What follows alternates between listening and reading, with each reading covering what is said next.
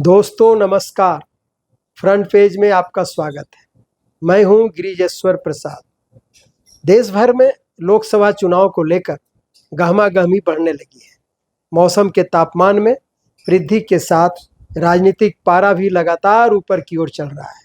इधर चुनावी सभाओं की झड़ लग गई है।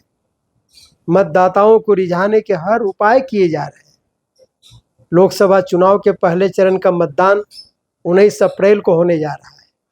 इस दिन 21 राज्यों के 102 लोकसभा क्षेत्रों में मत डाले जाएंगे। पहले चरण में बिहार के 4 लोकसभा क्षेत्रों के लिए वोट डाले जाने हैं। चारों सीटों पर इंडिया गठबंधन की ओर से राष्ट्रीय जनता दल के उम्मीदवार मैदान में हैं।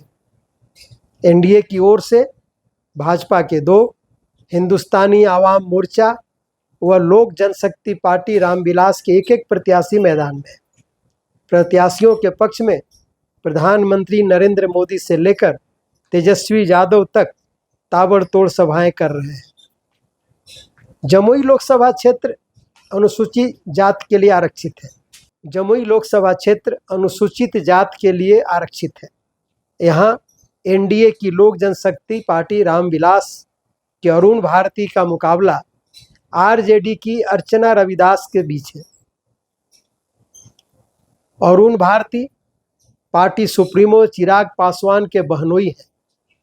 चिराग पासवान 2014 से यहां से सांसद रहे हैं। दोनों उम्मीदवारों के बीच कांटे की टक्कर बताई जा रही है। गया लोकसभा क्षेत्र में एनडीए की तरफ से हिंदुस्तानी आवाम मोर्चा सेकुलर के जीतन राम मांझी मैदान में है। वे बिहार के मुख्यमंत्री भी रहे हैं।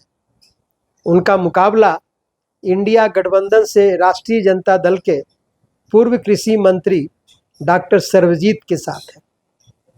डॉक्टर सर्वजीत बोधगया विधानसभा क्षेत्र से विधायक भी हैं।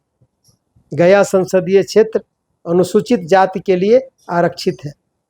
2019 के चुनाव में जदयू के विजय कुमार मांझी ने यहाँ से जीत दर्ज की थी। यहाँ अनुसूचित जात के लगभग 33% वोट बताए जाते हैं।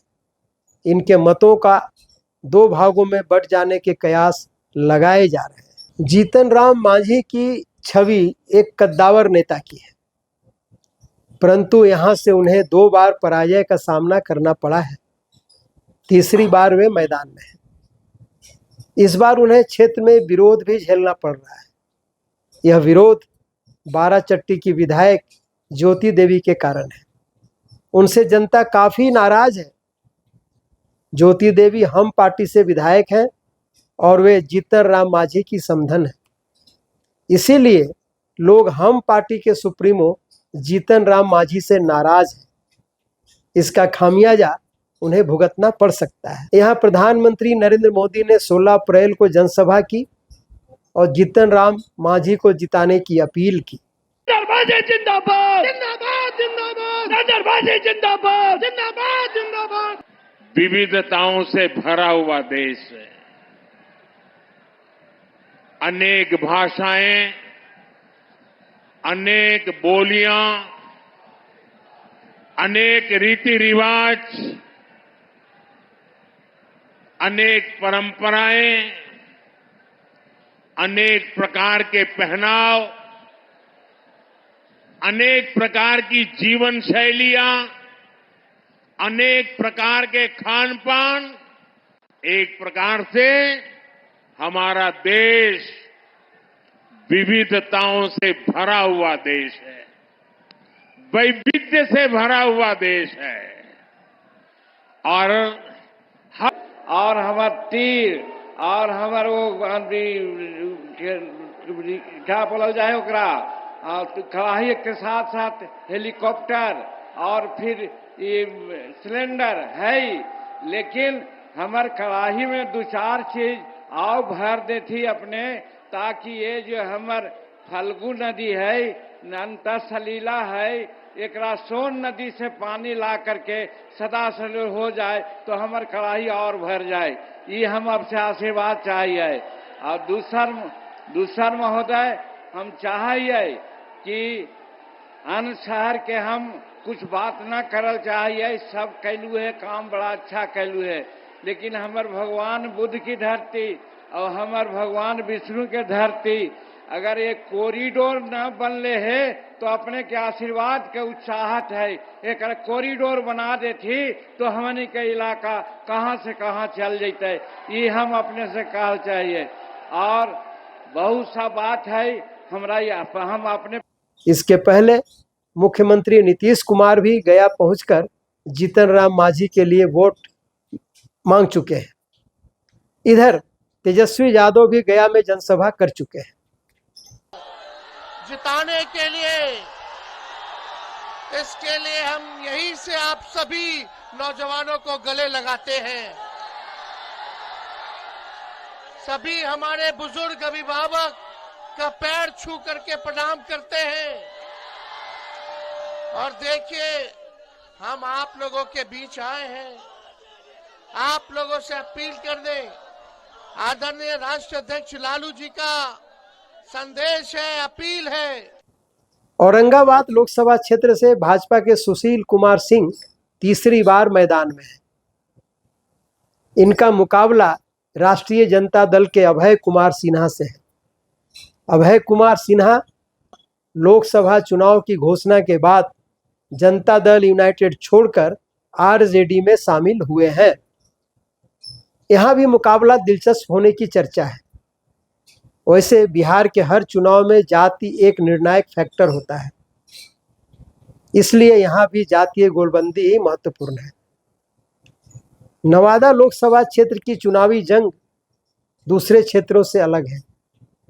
यहां भी मुख्य मुकाबला भारतीय जनता पार्टी के राज्यसभा सदस्य विवेक ठाकुर और आरजेडी के श्रवण कुमार के बीच है।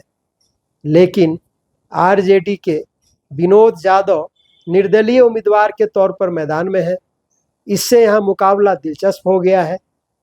वे आरजेडी के प्रदेश महासचिव भी रह चुके हैं।